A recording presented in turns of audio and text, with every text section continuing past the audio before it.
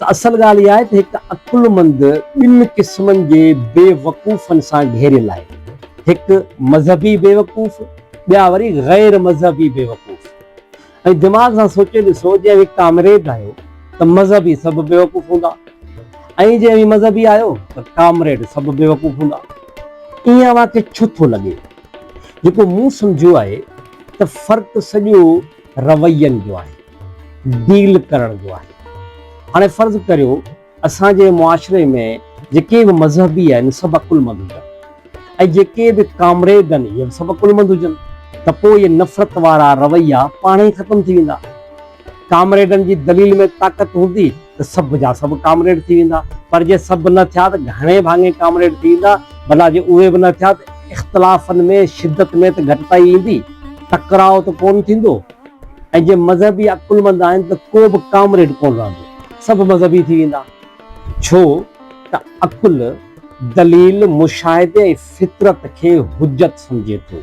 ऐं ईअं कोन पियो चवां त रिज़ल्ट 100% हूंदी, पर हिकिड़ी ॻाल्हि जी आउं तव्हांखे गारंटी थो ॾियां त अकुलमंदी ऐं हिकमत सां शयुनि खे डील करण सां तव्हां में इख़्तिलाफ़ करण ऐं इख़्तिलाफ़ जे हूंदे ख़ुशि असलूबी सां गॾु रहण, उनजो हुनुर तव्हांखे अची वेंदो।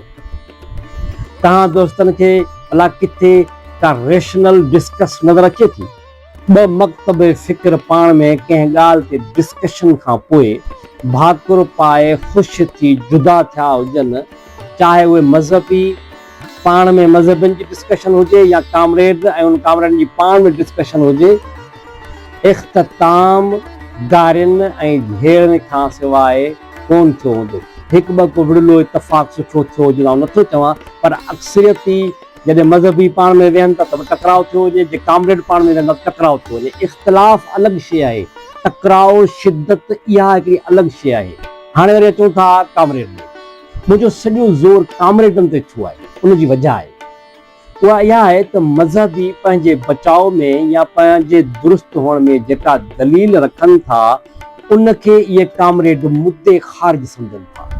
यानी मज़हब में जेको बि मटीरियल, जेको बि किताब आहिनि, जेका बि ॻाल्हि आहे, बक़ौल कामरेडनि जे त सोचण या अकुल खां इहा सभु आरी आहे। छो त मज़हब जो बेस सदियूं पुराणियूं ॻाल्हियूं ऐं उन्हनि ते आहे, जेके हाणे हिन तरक़ी वारे दौर में क़ाबिल क़बूल कोन्हे। कामरेड पंहिंजे लाइ जेका ॻाल्हि कनि था उहे चवंदासीं फ़क़ति निजी साइंसी असूलनि जा प्रचारक आहिनि। इहो दावो बि कामरेडनि जो में उहे मज़हबियुनि वांगुरु ग़लति आहे। मुंहिंजे ख़्याल या अंडरस्टैंडिंग या जेका मुंहिंजी ऑब्ज़र्वेशन आहे, उन मुताबिक़ मज़हबी ख़ासि कर मुस्लमान, उन्हनि खे इस्लाम जी ॼाण कोन्हे ऐं इन वांगुरु कामरेडनि खे साइंस जी ॼाण कान्हे। पोइ जॾहिं इहे ॿई दुनियूं आम्हूं साम्हूं थियनि थियूं ऐं जेके इहे आर्ग्यूमेंट्स रखनि था, इहे बेनतीजा छो था निकिरनि? इनजो नतीजो इन करे कोन थो निकिरे त कॾहिं बि ग़लति शयूं रखण सां को सही रिज़ल्ट वापसी निकितो आहे। ऐं रिज़ल्ट इहो थो निकिरे त कामरेड जेके आहिनि से मज़हब जा इनकारी थी वञनि ऐं जेके मज़हबी आहिनि से साइंस जा इनकारी थी वञनि। छो त जेका शइ कामरेडनि दलील में रखी हुआ साइंस कान हुई ऐं जेका मज़हबियुनि शइ रखी हुआ इस्लाम कोन हो। जॾहिं तव्हां ॿई पासा ग़लति शयूं रखो त उनजो नतीजो कहिड़े कानून तहत दुरुस्त अचिणो आहे? ईअं छो आहे? इनजो हिकिड़ो ई जवाबु आहे त असां वटि ॿई यानी कामरेडियत ऐं इस्लाम ॿाहिरां खां आयल आहे। जेका शइ असांजे कल्चर, असांजे रीतनि रस्मनि, उथणी वेहणी, जोग्राफियाई लिहाज़ खां मुख़्तलिफ़ हुजे, उनखे स्टडी करण खां सवाइ उनजी रूह खे सम्झणु मुमकिन ई कोन्हे। मज़हबियुनि इस्लाम जी स्टडी कान कई, कामरेडनि बि कख भञी ॿीणूं कोन कई। जीअं ॿुधऊं, जंहिं शिकिल में मिलियो, उनखे ई असुल सम्झी अखियूं पूरे वेही रहिया। हाणे मूंखे मुंहिंजे वतन सिंध सां मुहबत आहे, इश्क़ आहे, पर आउं मज़हबी आहियां, बल्कि मुस्लमान आहियां, त पोइ क़ौम परस्तनि ऐं कामरेडनि खे आउं क़बूल ई कोन आहियां। छो त आउं मुस्लमान आहियां। मूं काफ़ी कामरेडनि सां कचहरियूं कयूं आहिनि। उन्हनि इहो ई तासुरु ॾिनो हिकिड़े दफ़ा हिकिड़े दोस्त मूंखे कन में चयो, पंहिंजा पाण में मज़हबी कॾहिं बि वतन परस्त कोन थींदो। जे न पाण उनखां पुछूं त तोखे इस्लाम ऐं वतन में कहिड़ी शइ जो इंतिखाब हिकिड़ी जो करिणो पवे त हू इस्लाम जो इंतिखाब कंदा, वतन जो कोन कंदा। मूं उनखां पुछो, जे आउं तोखां सुवाल करियां त माउ ऐं पीउ मां तोखे का हिकिड़ी शइ चूंडणी पवे त तूं कंहिंखे चूंडींदे, माउ खे या पीउ खे? चई यार इहो तूं वरी कहिड़ी ॻाल्हि कई? मूं चयो तुंहिंजो तक़ाबुल, तुंहिंजो कंपेरिज़न ग़लति आहे। तूं ऑरेंज ऐं एप्पल जी ॻाल्हि पियो करीं। वतन ऐं इस्लाम जो ताल्लुक बि अहिड़ो ई आहे।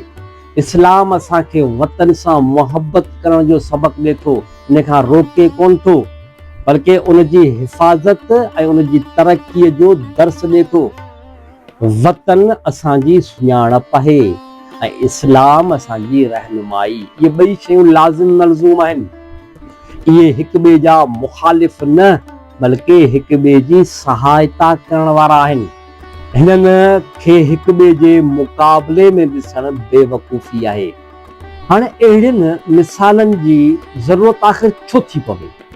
अहिड़ी नौबत छो थी अचे? न को कामरेड पंहिंजे वीज़न खे सम्झा, न को इस्लाम जे वीज़न खे सम्झी सघिया। मूं पहिरीं ॻाल्हि कई त ॿई पासे बेवकूफ़नि सां वास्तो आहे।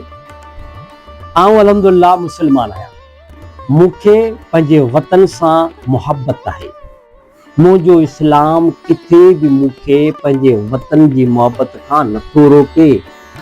मुंहिंजे वतन में रहंदड़ हर माण्हू, हर इंसान जेके हिन ज़मीन जा आहिनि, उहे मुंहिंजे सिर जा साईं आहिनि। हू केरु आहे, कहिड़े मकतबे फ़िक्र सां हुनजो ताल्लुक़ आहे, हुनजो रंग कहिड़ो आहे, हुनजो नस्ल कहिड़ो आहे, अगरि हू हिन ज़मीन खे मान ॾिए थो ऐं हिन ज़मीन जे रहंदड़नि जो ख़ैर ख़्वाह आहे त आउं हुनखे पंहिंजे सिर जो साईं थो सम्झां। उनजे उबतड़ को मुंहिंजो पंहिंजो ई खणी छो न हुजे, हिन ज़मीन जो या हिन ज़मीन ते रहंदड़ माण्हुनि जो बदख्वाह आहे त हू मुंहिंजो बि त बदख्वाह ई आहे न। हिकिड़े अरब जज़ीरे जो हिकिड़ो वाक़ियो मूंखे यादि थो अचे, तव्हांखे ॿुधायां थो। अरब बादशाहनि जे हिकिड़े बादशाह कंहिं परे वारे हिकु कबीले वारे खे गिरफ़्तार करे वरितो त उन कबीले जे शेखनि, उन्हनि जे शहज़ादनि ऐं पंहिंजी अवाम सां गॾु उहे उन बादशाह वटि हाज़िर थिया त फिदियो वठे या शफ़ात, माना थोरे हथी को हिन हमरा खे आज़ादु करे छॾे। तॾहिं उन बादशाह हुन एॾे वॾी ख़ल्क़ खे ॾिसी चयो त हीअ हमरा केरु आहे जो अवी हेतिरा सभु हिन माण्हू लाइ अची गॾु थिया आहियो। सभिनी हिक ई आवाज़ में चयो त हीअ असांजो बादशाह आहे, बादशाह सलामत। हुन चयो त पोइ हिन पंहिंजे बारे में छो कोन ॿुधायो ऐं पंहिंजी सुञाणप मूंखे छो कान कराई? हुननि चयो त हिन पंहिंजी क़ौम ऐं पंहिंजे मान मर्तबे सां अव्हां जे साम्हूं पाण खे ज़लील नथी थियणु चाहियो, इन करे हिन तव्हां खे पंहिंजी क़ौम सां गॾु अव्हां खे पंहिंजी इज़त ॾेखारणु थी चाहिए। बादशाह माफ़ी वरिती ऐं उन माण्हू खे हुन आज़ादु करे छॾियो। कुझु ॾींहंनि खां पोइ बादशाह वटि इहा ख़बर आई त उहो गिरफ़्तार थियल माण्हू को बादशाह कोन हो, बल्कि उन्हनि जो उठनि जो धनार हो, उठ चारींदो हो। बादशाह उन्हनि खे लिखी मोकिलियो ऐं हैरान परेशान थी पुछाई त इन्हनि माण्हुनि ईअं छो कयो? उन्हनि कबीले वारनि जो जवाबु आयो त जे असांजो धनार ज़लील थिए त पोइ असां मां को बि हाकिम या बादशाह कोन्हे। हाणे इहा सोच उन्हनि माण्हुनि जी चवणु सम्झण जो मक़सदु फ़क़ति हिकिड़ो ई आहे, इहे सभु पाण हिन धरतीअ जा माण्हू आहियूं ऐं हीअ धरती पाण माण्हुनि जी आहे। पाण सभु हिन धरतीअ जो ख़ानदान आहियूं, बल्कि हिकिड़ो ई ख़ानदान आहियूं। जीअं हिकु सुञाण अकुलमंद माण्हू पंहिंजे ख़ानदान, पंहिंजे फैमिली लाइ ओलू रखे थो, उन लाइ पाण पतोड़े थो, असांखे बि ईअं करणु घुरिजे। नफ़रतूं त ऑटोमेटिक आहिनि, पर मुहबतूं मैन्युअल आहिनि। जेसीं ताईं पाण न चाहींदासीं तेसीं मुहबतनि जो जहान आबाद कोन थींदो। सो असांखे कोशिशि करणु खपे त असां मुहबतुनि जे जहान खे आबाद करियूं। नफ़रतूं अॻे जाम आहिनि, उनखे ख़तमु करे असां सभु गॾिजी वञूं। सो इहा हिकु नंढी राय आहे ऐं हिकिड़ो मशवरो तव्हां दोस्तनि जे अॻियां रखियोसीं। अखलाक महिरबानी।